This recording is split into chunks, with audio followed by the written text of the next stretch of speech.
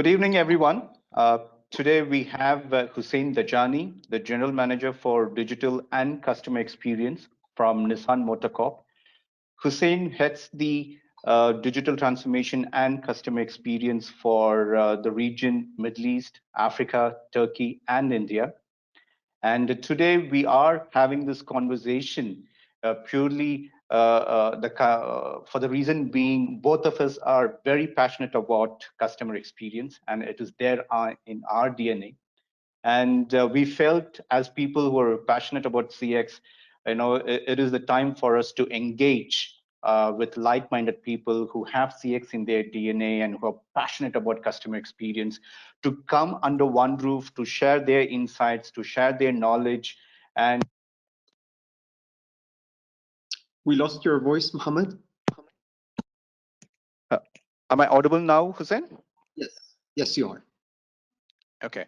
So this is basically going to be a platform where like-minded people who share the similar passions on CX and who have CX in their DNA to come together and share their insights and go about in overcoming these crisis situations. So firstly, just to give you a quick brief about yourself, why don't you introduce yourself to the audience, or I would say to the people who would be listening to these podcasts? Thank you very much, Mohammed. First of all, I would like to wish our listeners Ramadan Kareem to them and their families. And I would like to wish everyone a safety, with COVID-19. So I hope everybody's safe and everybody's staying home. So without further ado, my name is Hussein Dajani, as you mentioned. At present, I'm currently the General Manager of Digital and Customer Experience Transformation for Nissan in the region which you mentioned earlier. Prior to joining Nissan, I come from a 10 years experience working in advertising agencies, mainly if you want the traditional side of advertising, so very much in relation to TV, outdoors, print, and companies such as WPP and Publicis. And in 2010 is when I decided to do the leap and jump towards the client side, and to jump the leap again in terms of a function, joining digital. So I was among the first in the region who really embarked on having digital roles. Back then, digital was all about just having a banner on MSN or anything of that sort.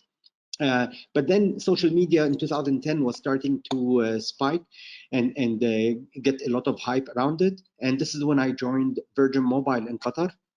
It was the first case of a brand that launches its brand, its product, and its services while only relying on digital channels, which was an absolutely great experience. Following that, I was headhunted by Red Bull Media House from Austria to basically head the digital department for Red Bull in Middle East and Africa. And post that, I decided to venture with two other partners, and we opened a digital agency, which after 3 years' time, we sold it to WPP, which was a great thing. We grew the agency from being a 24 employees to 128 employees, to one office in Dubai, to 5 offices across Middle East, North Africa, and India. And post that, what I did between that period and the period of joining Nissan, I decided to go to the US and do an executive education program with Wharton University about innovation. And here I am right now. Sorry, I can't hear you, Mohammed. Still, it's not audible.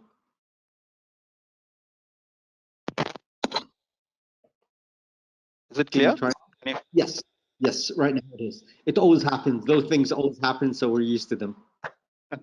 So, I mean, you come with loads and loads of experience, both from client phase as well as from an agency side. And someone with this kind of an experience is, it's, I would say, the best to have in such kind of an engagements. Now, we have been on both sides. How do you see, how has CX changed with the ongoing COVID-19 crisis, Hussein? So let me start with one thing. While working on the agency side of things, I was very much under the marcoms, if you want, umbrella. So very much devising campaigns and working on the user journey if you want, but very much from a marcom side of things, as in really thinking about when somebody sees a TV commercial or a print ad or listens to a radio ad, what is going to be their next step. But we never looked beyond that, what is going to be the journey of the customer. Moving to the client side is where, number one, you're being exposed to the whole organization as to what the sales department, what the after sales, so on and so forth are doing. And what your role becomes is very much connecting everything together in order to build this frictionless, seamless customer experience journey. So while the marcom's role is to bring people to the website or to the showroom, the job of the customer experience person is to, once this person lands on their website or showroom, how do they create for them an experience all the way to making them become a lead and then converting them into sales. And then after doing the sale, how do they retain those customers in order to ensure that in the future they will still buy your product or service. So COVID-19 came in, and it's no shocker. Everybody got affected by it, especially when we talk about the automotive industry. People are not going to the showrooms. The footfall has dropped tremendously because either of the lockdown or because of fear of being exposed to other people. And at the same time, the service maintenance, people are not taking their vehicles for service maintenance because they have a fear who's going to be servicing their vehicle, what precautions are going to be taken. So what we see is the automotive industry got hit very badly in COVID-19. And what our job as customer experience professionals, what we needed to make sure is all the pain points that current consumers or customers are facing, how do we turn those into positive points? So people are not going to the showrooms. Great. How can we bring the showroom to the people while they're sitting on their couches at home? And examples of that, like we built the 360 walkthrough of the showroom and the vehicles. Now, if you go to Nissan Dubai's website, you will be able to see it over there. What we created is video calls with sales consultants. So while you're sitting in your home, you can do a video call with a sales consultant where he will explain to you everything about the vehicle. So what we did is Mohammed, is we accelerated a lot the rollout of digital, if you want, digital solutions. Stuff which in the past used to appear very much as nice to have now become imminent and have become must have. And those are all those things that have been deployed are what will become the new normal post COVID-19. So after COVID-19 ends, consumers' expectations from organizations is to have all their products and services, solutions to those available on their digital platforms, be it from social media, be it to website, be it to apps, so on and so forth. So what we did is we really accelerated things. We have been extremely busy by really ensuring about how can we,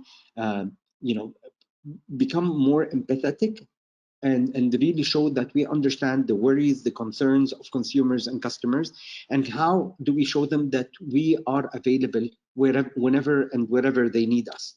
So you want to do a test drive, but you don't want to go to the showroom. We come to your home and we do with you a test drive at home. You want to service your vehicle, but you don't want to take it to the service center. How do we do door-to-door service maintenance? We come to your house, we take the vehicle, we do the service maintenance to it, we inform you about what we've done, and then we bring it back to you at home. So a series of solutions have been deployed in order to be able to address all those, if you want, wants and needs of customers. Again, it's not a time where we are trying to sell. This is not a time that we are trying to sell. This is a time where we're trying to win the hearts and the mind. Actually, it's the other way around. The minds and the hearts of consumers and customers over the long run. This is what we're really trying to work on, so that we don't win them on the short run only, but we win them on the short run and on the long run. We become a brand that people appreciate and respect, that it played a very responsible role during COVID-19. And this is all about what organizations should be doing. I insist a lot and I highlight the word empathy. It's extremely important. So what we did is, and we did a very bold move. I'm not sure if our viewers or yourself saw it, but we developed a small video, and that video costed us $0 because we used it out of content which is currently available with us. And the message behind this was, yes, we are an automotive company. Our job ideally should be about selling our cars, our products and services. But right now we're telling you, please do not drive our cars. Please sit at home, because we all miss the road.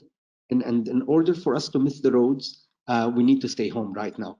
And this was a very bold message. The name of the video is Ode to Empty Roads.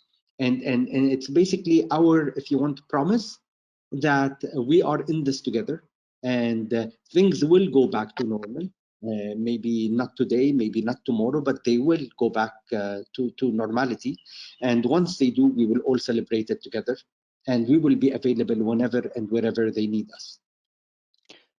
I mean, you've summarized it so beautifully. One thing which I felt that I need to, highlight over here is understanding the pain points of your customer and converting or making those pain points to the positive points of your organization. I think that's something which every other company needs to, follow very, I would say, very much. And that is how you get to win customers emotionally and forge a relationship which goes on and on. Absolutely, very well said, Muhammad. So in terms of talking about how do we capture the pain points of the customers, so us as a customer experience department, we work very closely with our customer quality team, with our market intelligence team, and with our call center teams. So why do we work closely with them? Because this is where we will be able to capture really the voice of the customer. We will be able to capture all the comments, all the queries, all the complaints that are coming out from customers. And then we do a lot of listening, social listening, through our marcomm scheme to be able to see what people are asking for. So all of those are not ad hoc, are on a continuous basis researches that we keep on doing and surveys that we keep on doing in order to be able to understand what are the pain points that we need to address. Add to that, data is what fuels us, Muhammad. We capture data from so many places. We capture it, be it from our platform, our website, be it from social media, again, be it from the mystery shopping, or be it from the focus groups that we do. All of this data tells us exactly the journey of people on our platforms, where things are dropping, where the bounce rate is happening, and why it is happening. And all of this kind of gives us a very good idea as to what are those pain points. In addition to that, Muhammad, our role is to always scout and look at the market, look at how our customers are behaving, and look at how our competition is behaving. When you start noticing a trend that's rising, this is when you confirm that this is a pain point which needs to be addressed. If you take a look now, about 80% of the automotive companies are racing towards home test drive, are racing towards door-to-door service maintenance, are racing towards having a video call with the sales consultant, which confirms to you that this is a pain point that every single automotive company is trying to address. Now, the key here is about who rolls out the solution before the other and who rolls it out in the right way. Mind you, let me be extremely clear about one thing here. Everybody can deploy a piece of technology. Technology is not rocket science. The key is ensuring that the technology that's being deployed actually works, number one, and number two is very simple, straightforward for customers to use it. And number three is that it is really providing what consumers and customers are looking for. So those three things are key to keep in mind whenever you're rolling out any solution. And then after you roll out any solution, as I was saying, data is what fuels us. You need to make sure that you're always monitoring the performance of that solution that you deployed in order to see whether there are room for improvements in it. If the solution is working, consumers are appreciating it or not. So you see, it's a vicious circle. It's something which keeps turning around and around.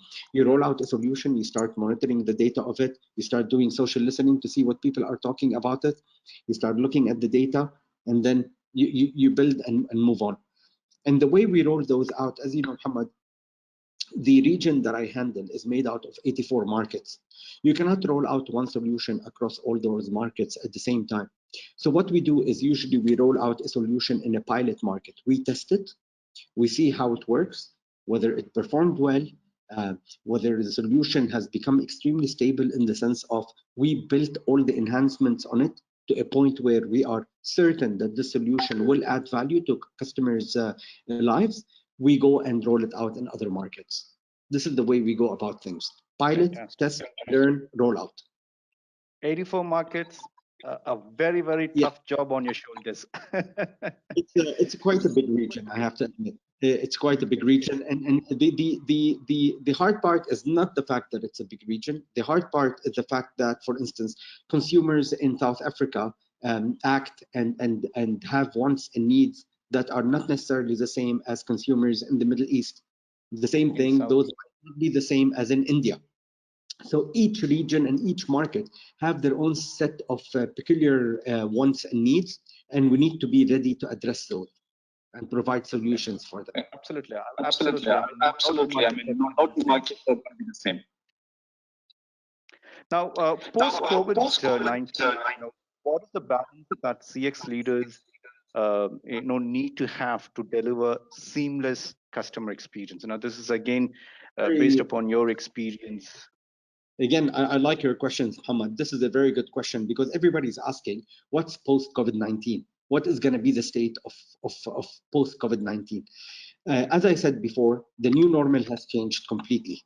If you take a look at e-commerce, the acceleration of e-commerce is growing at massive rate. The adoption of digital channels is growing at an extremely high rate. So what will happen post COVID-19 is, as I mentioned before, is customers' expectations from organizations is to be able to offer their products and services on digital channels. This is no-brainer, and this is something which customers will expect. Now, moving to the brick and mortar, and this is something which is interesting. Like, so people have said that, okay, digital is growing a lot. Will people still go to the showrooms? Or people still go to supermarkets since everything is happening now online? So let me tell you one thing, the brick and mortar will always remain there. It will not disappear. But the formula of that brick and mortar will change a lot. So rather than going and investing in a big showroom, on the street, building that big building and having the showroom in it, what might happen is those showrooms will start morphing and becoming shops inside malls where people are already present. Those showrooms might become pop-up stores at the beaches where people are already there. So what's going to start happening is the showrooms are going to start following where people are rather than those showrooms making people go to them. Same thing with supermarkets. You will start having virtual stores, be it online, or you might have small supermarkets inside the malls where you go in, you order everything that you want through the machine and they get delivered to your home. Or you might have them in metro stations. The best example, if you want to look at what will be post COVID-19, is honestly China as a market. China is the first market in the world which started having COVID-19. It's the first market in the world which started deploying digital solutions, and is the first market in the world which opened up. I mean, it's not a post-COVID-19 situation over there, but it started opening up and relaxing a lot. And we're starting to see how consumers' behaviors have changed a lot. So even though restaurants have opened, we're seeing Chinese not going to restaurants. They're still ordering online. And this tells you about a certain behavior which has changed a lot. Now, when we move to the automotive industry per se, we're going to see a spike rise in mobility solutions, such as car sharing, ride sharing, subscription modeling. We know very well that it will take them quite some time to reinstate their belief in and their trust in buses and public transportation, buses, taxis, Ubers, so on and so forth. So what they will end up doing is going after having their own transportation solutions, either buying their own cars, subscribing to vehicles, or doing car sharing and ride sharing. Those we're going to see them on the rise quite a lot post COVID-19. So again, it's a completely new normal. It's exciting times. I think organizations will be challenged a lot into rethinking their business model and where they need to look at the revenue and the profit for them. Because what used to work pre-COVID-19 will definitely not work post-COVID-19. Absolutely. I mean, that is what is like the million-dollar question. How do we strike a balance? Currently we are looking at addressing COVID-19 challenges, and how do we prepare for post-COVID-19 related activities as well? Absolutely, 100%. I mean, if you take a look at the automotive industry, e-commerce is being enabled. Now you can buy a car online completely. You can do all your financial solutions, you can speak to a sales consultant, and you can put the order for your vehicle and pay for it. So get the loan online. So once all of that is happening, you start asking, so what's going to be the role of the showroom? The role of the showroom will always be there as a physical space where you can see the vehicle, touch it, but you will not necessarily lock the deal in the showroom. So the journey, what's going to happen is what we call the phygital solutions, where you connect the physical world with the digital world. And you start making sure that the journey from the digital is completely interconnected with the journey on the physical side. There's no interruption, there's no frictions. It's completely seamless. And then back from the physical towards the digital again. And what will be able to fuel all of that is customer data. Organizations which have a 360 view of their customers are the organizations who will be able to secure frictionless customer experience journeys.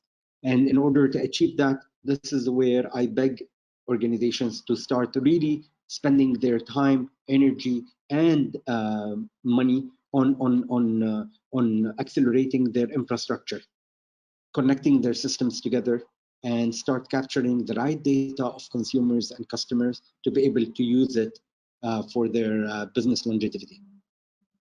Great. Now, I mean, earlier we did talk about, your responsibility coming with around 84 different markets or 84 countries.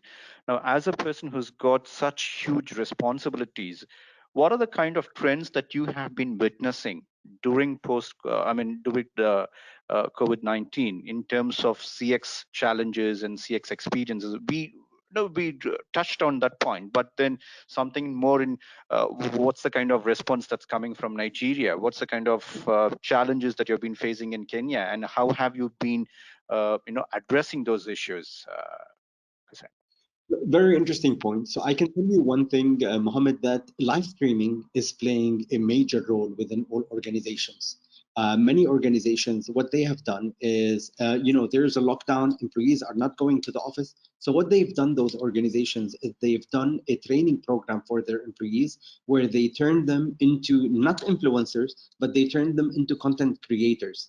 So they kind of worked with their employees to start having their employees do live streaming, to start promoting their products and services, and to be able to lock and seal deals. And we saw this happening a lot. We saw it starting in China a lot, and then it moved into Europe. I see the Middle East is starting towards that trend. So live streaming is happening a lot, where you start working and turning your employees into becoming content creators. That's one trend. The second trend, again, is the huge adoption of mobile. Again, this was something that we have been seeing before, but the way it accelerated during COVID-19 has been exponential and extremely interesting. What we're seeing is, again, like for instance, the video calls with the sales consultants. This is, again, something which we never saw before. Now what we're seeing is a lot of hospitals where you can do video call with your doctor. So you can do your consultation online. So we're seeing a huge adoption of video calls. And I can tell you 100% that post-COVID-19 video calls will play a very big role in organizations and how they start doing meetings with their potential customers or consumers and or existing customers. So video calls is going to be on the rise a lot in all industries, be that the beauty industry, the food industry, the healthcare industry, the banking industry. So we are going to see that. Security is a very big concern and a trend that's rising a lot. What COVID-19 showed us is that many organizations have not really looked at their security features very well. And this is something which we're going to see a huge rise in.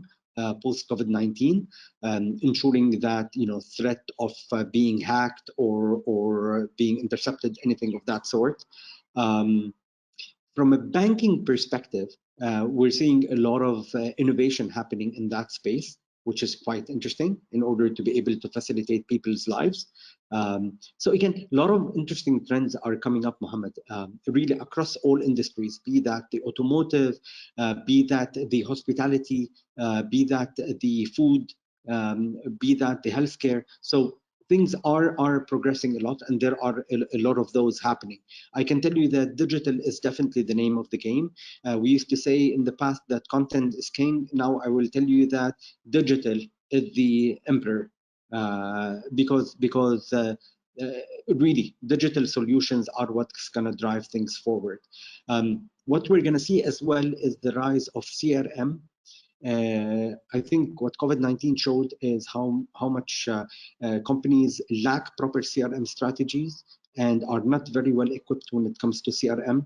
The amount of spam emails and SMSs that I've been getting is crazy, which tells you that there is no cohesive strategy. Companies were just pushing out messages and emails right, left, and center without really thinking about, who's the recipient of those messages. So CRM is going to grow.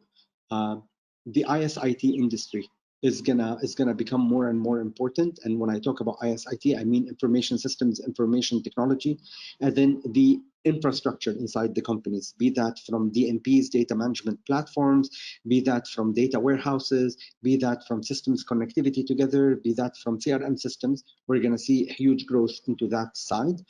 Security is another thing, as I said. Video calling is the third thing. Live streaming is the fourth thing. And data, again. How companies will start evaluating the return on the investment that they have done when it comes to solutions being deployed. Fantastic. That's a lot of technology that we've been talking about. Indeed. So as you notice, many companies have started from now a lot with their mergers and acquisitions. We're seeing a lot of companies buying other technology companies because they anticipate this is where things are going to grow moving forward. And you can see Google Hangouts rebranded into Google Meet, and they opened it now for free for everybody to do meetings on it. So everybody is going after this race of who will be able to capture more and more consumers. We saw Zoom has been really great in providing us with solutions, but then Zoom came under a lot of scrutiny because of security measures. And this is when, again, I was talking about the security part of things. Exactly. Now, before we wrap this conversation, what would be your two pieces of advice to all CX innovators and leaders in different regions? What is that you would say, hey guys, if this is not done, we are missing out there. We are lacking in bringing a smile in our customer's face. So what would that two piece of advice be?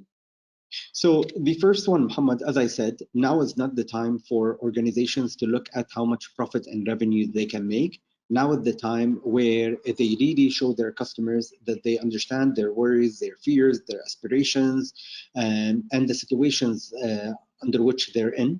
So now is not the time to sell, but now is the time to win hearts, minds, and souls for the long run. So now is the time to be able to provide the right solutions which address the wants and needs of customers. This is point one. Point two would be, please, I urge organizations, be fast in rolling out solutions, technological solutions, but at the same time, study those technological solutions yourselves as being consumers, test them out, whether they make sense or not, before rolling them out. Do not roll a solution just for the sake of putting a press release out there. I rolled out the first video call solution, but the video call solution doesn't work. This will backfire at you. So you want to roll out a solution, great, but make sure that that solution actually works and is actually what customers are looking for.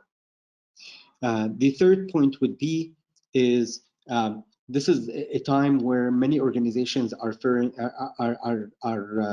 facing a lot of financial restrictions. You want to roll out a solution, it doesn't need to be huge sum of money. So you need to look at solutions which are cost efficient and which are time efficient. I will give you a very small example. We wanted to roll out the home test drive.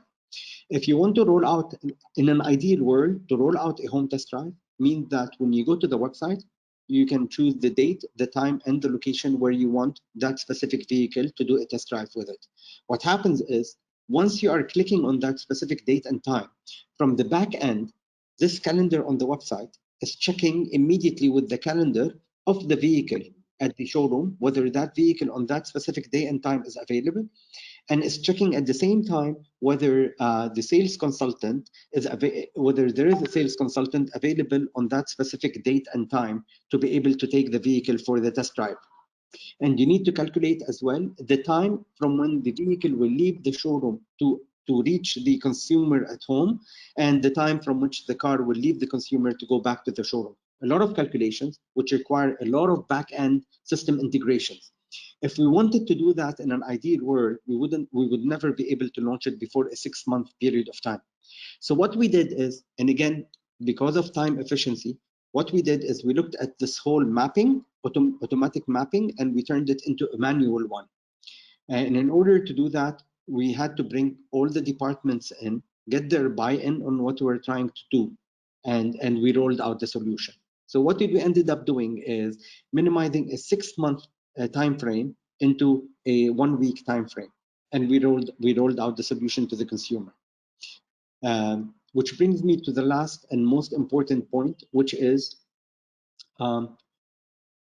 organizations in times of crisis shows you really the organizations which are ready, which have the right processes in-house, and the ones which operate in silos. You need to make sure that now is the time where you break complete silos and have all departments speaking to each other, so that it's one voice, so that when a consumer comes in with a query, everybody has the answer to that query. Now is not the time to show a consumer that you are fragmented internally, but to show him as you are one entity with one voice, with one mission, with one objective, and with one solution. Fantastic. I think you can't sum it up in a better way, Hussein. You know, being empathy, test technology, and break the silos. Have one voice of your organization. Absolutely. I think that these are probably the three things, fundamentals, and I would say these are probably the basics as well. If I'm good to say that. So stick to the basics and understand the pain points and go after your customers.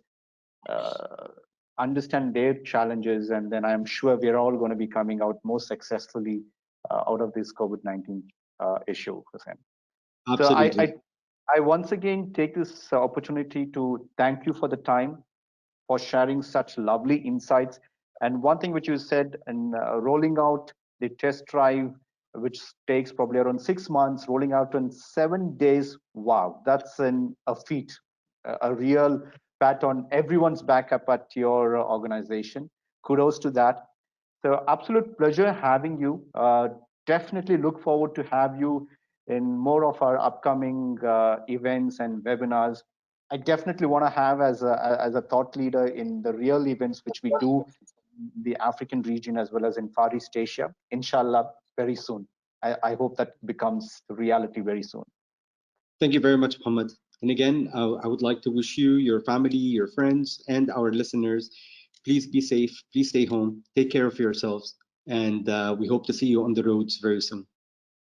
Thank you, and have a lovely day ahead. Bye-bye.